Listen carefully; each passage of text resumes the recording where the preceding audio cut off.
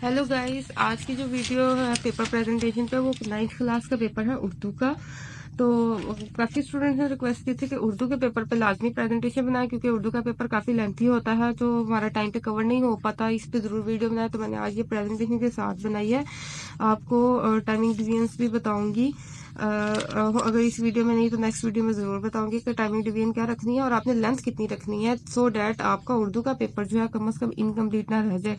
क्योंकि काफ़ी बच्चों को लेंथ का और टाइमिंग का आइडिया नहीं होता, वो पेपर टाइम पे कंप्लीट नहीं कर पाते या उनका कोई ना कोई क्वेश्चन जो है वो इनकम्प्लीट रह जाता है। तो इस वीडियो को ध्यान से देखिए। मैं इसमें आपको बताऊंगी आपने प्रेजेंटेशन कैसे देनी है और इसे विद इन टाइम कैसे कवर करना है। अच्छा जी, उर्दू का पेपर है। आपने सबसे पहले जो हेडिंग्स देनी है उसके लिए मैं आपको बता देती हूँ। मैं हर वीडियो में इसलिए बताती हूँ ताकि जो फर्स्ट टाइम देख रहे हैं, जो फर्स्ट टाइम व्यूअर्स देख रहे हैं, उनको पता हो कि आपने क्या जो है प्रेजेंटेशन के लिए मार्कर यूज करने हैं। तो उर्दू में जो है ये कट मार्कर जो है 605 और 604, मैं हमेशा ये जस्ट 2 मार्कर ही यूज करती हूँ। आप सिंपल मार्कर भी ले सकते हैं अगर आपने बीच में कोई बोल्ड वगैरह करना है इम्पोर्टेंट पॉइंट को। तो सिंपल 605 और 604 मार्कर नहीं, ये जो मेन हेडिंग है वो 605 मार्कर से जो इसकी ब्लू कैप है, और 604 मार्कर से आप ये सब हेडिंग्स देंगे या फिर शेयर वगैरह ऐड करना हो उसे लिखे। और एक और 605 मार्कर ले लें और ये मार्जिन लाइन के लिए आप यूज करें। और मार्जिन लाइन के लिए मैंने इसे क्या किया हुआ है, जस्ट कटर से इसको कट किया हुआ है 2 पार्ट में। जब मैं लाइन ड्रॉ करूंगी खुद बहुत डबल लाइनिंग आ जाएगी। अच्छा जी, अब आते हैं प्रेजेंटेशन की तरफ।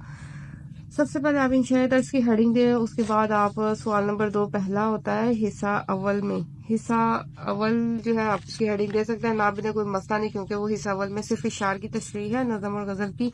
क्योंकि आपने इस पे भी ध्यान रखना कि प्रेजेंटेशन के साथ साथ आप ज़रूरी चीज़ों को हाईलाइट करें ताकि अगर टाइम जो है वो ज़ाया ना हो। अच्छा जी, इसमें सवाल नंबर 2 की हेडिंग, तो उसके बाद इशार की तशरीह रखें, इसकी हेडिंग दें। अब उसमें जो है हिस्सा नज़म और हिस्सा गज़ल 2 है, और हिस्सा नज़म की आप पहले हेडिंग दें। अगर आप हिस्सा नज़म पहले अटेम्प्ट कर रहे हैं उसमें आप, क्योंकि आपने उसमें से 3 में से कोई से 2 जो है क्वेश्चन 2 आपने शेयर अटेम्प्ट करने हैं, तो आप उसके पार्ट मेंशन करें। तो आप शेयर जो है इनकम्प्लीट भी लिख सकते हैं, आप ना भी लिखें, आपने पार्ट मेंशन कर लिया तशरीह कर लें। लेकिन अगर आप शेयर के स्टार्टिंग 2-3 वर्ड्स लिख लेंगे तो ज़्यादा बेस्ट होगा, क्योंकि एग्जामिनर को पता लग जाएगा कि आप इस शेयर की तशरीह कर रहे हैं। अगर आप पार्ट मेंशन करके भी तशरीह कर देंगे तो भी कोई मसला नहीं, लेकिन हम चाहते हैं कि एग्जामिनर जितना ईज फील करे पेपर चेक करते हुए हमारे लिए उतना ही बेस्ट है। तो आप शेयर के स्टार्टिंग जो है 2-3 वर्ड्स लिख लें, इसके बाद जो है वो तशरीह करें। आप क्योंकि 2 मार्क्स से तशरीह है तो जस्ट 5 to 6 लाइन में एक पैसेज लिख दें तो काफी एनफ है, क्योंकि इसमें खुद भी पेपर में लिखा होता है कि मुख्तसर तशरीह करें। ठीक है, उसके बाद मैं इसकी भी टाइमिंग वीडियो पे बनाऊंगी, जिसमें आपको एग्जैक्ट लेंथ वगैरह उसमें साथ डिटेल में बताऊंगी। अभी आप जिस प्रेजेंटेशन पे फोकस करें, प्रेजेंटेशन कैसे रखनी है। उसके बाद सेकंड पार्ट की हेडिंग दी और आपने शेयर के स्टार्टिंग 2-3 वर्ड तय और तशरीह कर दी।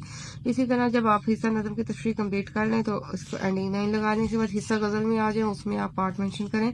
इसी तरह इसका भी यही पैटर्न है। अच्छा, इसके बाद जो है नेक्स्ट आपका है सवाल नंबर 9। ये मैंने इसलिए पहले अटेम्प्ट किया है, आपकी अपनी चॉइस है। मैंने इसलिए अटेम्प्ट किया क्योंकि जब हम लेंथी क्वेश्चन अटेम्प्ट करने बैठते हैं, जैसे खत का हो गया, मजमून क्या हो गया, या इक्तबास की तशरीह हो गई, तो उनके चक्कर में लिखते उनकी ट्रे लिखने में हमारे ये शॉर्ट क्वेश्चन जो है वो रह जाते हैं। तो आप एक जो प्लानिंग करके जाया करें, आप पहले जो है इस तरह के क्वेश्चन पहले अटेम्प्ट कर लिया करें ताकि आपको सुकून हो कि आपके ये क्वेश्चन अटेम्प्ट हो गए हैं, क्योंकि काफ़ी बच्चों के एंड में ये क्वेश्चन रह जाते हैं क्योंकि ये लास्ट में पेपर में दिए होते हैं। आप पहले इनको अटेम्प्ट करें। जुमलों की दुरुस्तगी या जुमलों की तकमील का ये क्वेश्चन होता है, जो भी आप उसमें से चॉइस में अटेम्प्ट करें उसको हेडिंग दें और जस्ट एक अटेम्प्ट करें, यानी कि या दुरुस्तगी वाला करें या तकमील का, दोनों को अटेम्प्ट करने की ज़रूरत नहीं है। उसके बाद जो है क्योंकि इस तरह के क्वेश्चन में हमें एग्जैक्ट मार्क्स मिलने हैं। आपने ठीक लिखा है तो आपको पूरा इसका नंबर मिलना है, अगर आपने गलत लिखा है तो नहीं मिलना। तो इसके लिए इतनी प्रेजेंटेशन पे फोकस करने की भी जरूरत नहीं है। प्रेजेंटेशन पे हमेशा उस क्वेश्चन में फोकस किया करें जिसमें एग्जामिनर अपनी मर्जी से मार्क्स दे सकता है।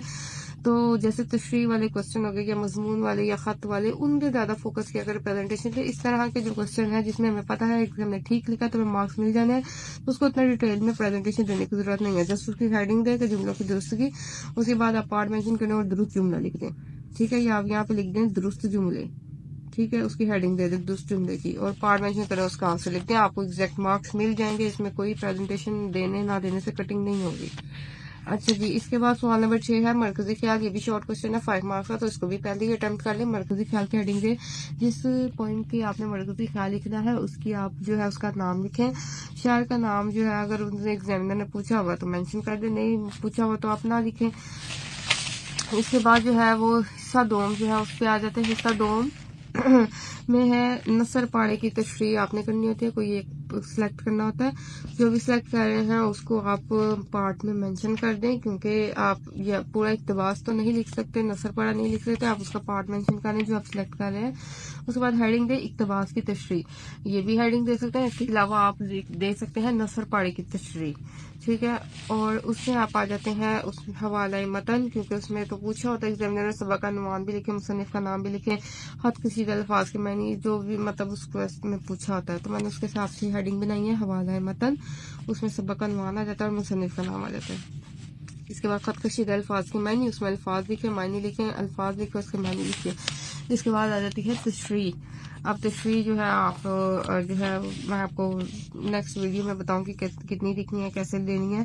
اب اس میں کوئی شعر وغیرہ آپ نے کوٹ کرنا ہے، آیت وغیرہ حدیث وغیرہ ریفرنس دینا ہے تو اس طریقے سے دیں، مارکر سے اسے پرومیننٹ کریں، پین سے نہیں۔ اس کے بعد جو ہے سوال نمبر 4 آ جاتا ہے مختصر سوالات کے جوابات دینے کا، تو آپ جیسے مختصر جوابات کی ہیڈنگ دیں، اس کا پارٹ مینشن کریں، جواب لکھیں، پھر اس کا پارٹ مینشن کریں، جواب لیں۔ جب بھی آپ نیکسٹ پارٹ سٹارٹ کریں اینڈنگ لائن نہیں لگائیں، جسٹ ایک لائن اسکپ کر دیں اور نیکسٹ پارٹ سٹارٹ کر دیں، جب آپ یہ کوسچن کمپلیٹ کر لیں اینڈنگ لائن لگا دیں۔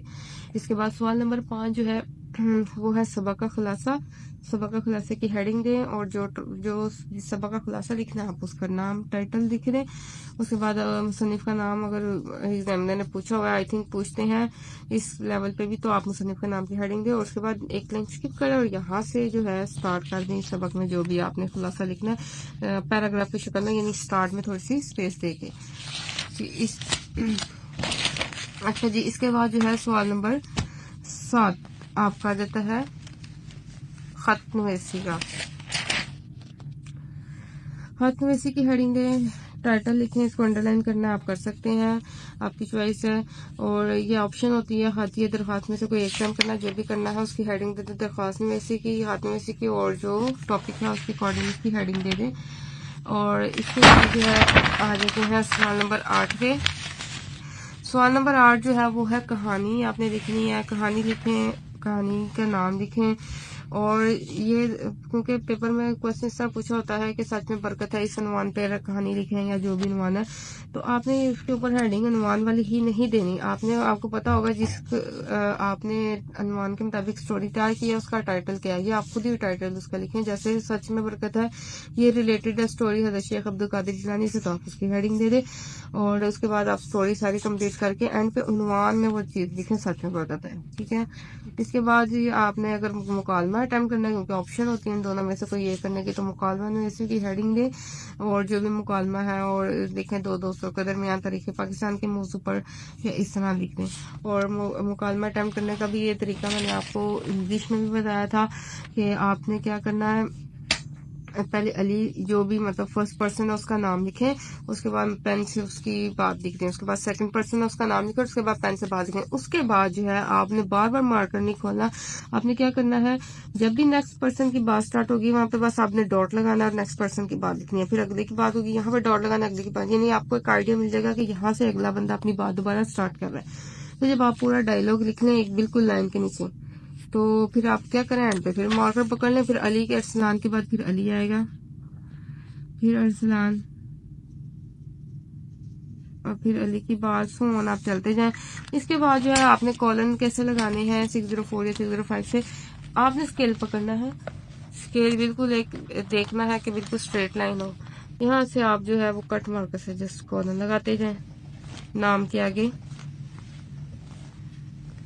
لیکن اس طریقے سے آپ کا ایک سیکوینس بنے گا، نام کے نیچے نام، کالن کے نیچے کالن اور بات کے نیچے بات، تو آپ کا پیپر پیٹرن جو ہے اس کا مکالمہ نویسی کے لحاظ سے بہت زبردست لگے گا، پریزنٹیشن بہت اچھی آئے گی۔ اور یہاں تک پیپر اسٹینڈ ہوتا ہے۔ گائز ویڈیو پسند آئی ہو تو ضرور لائک اور شیئر کریں، اپنے فرینڈس کے ساتھ چینل کو سبسکرائب ضرور کریں، اور thank you so much and اللہ حافظ گائز۔